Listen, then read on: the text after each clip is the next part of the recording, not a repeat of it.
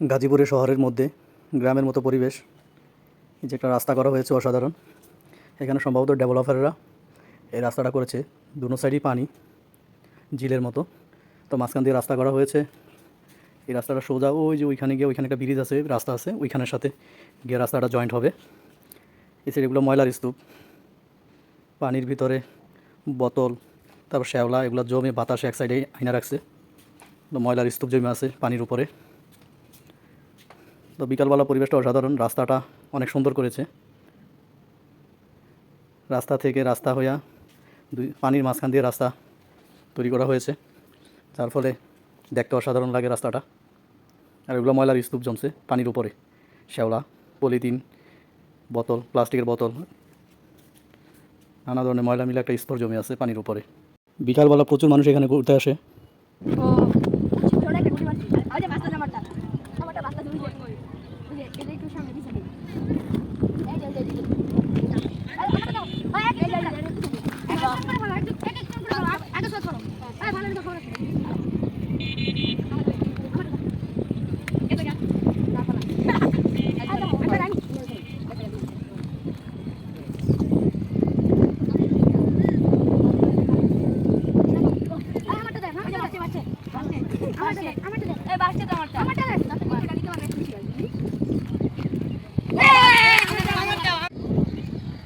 এখানেই রাস্তাটা শেষ।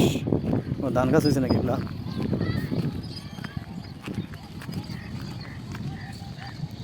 এইখানেই রাস্তা শেষ। ময়লার স্তূপ জমে রয়েছে রাস্তার পাশেই।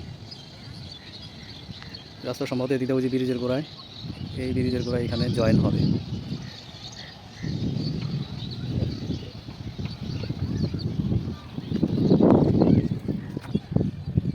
রাস্তার দুই সাইডে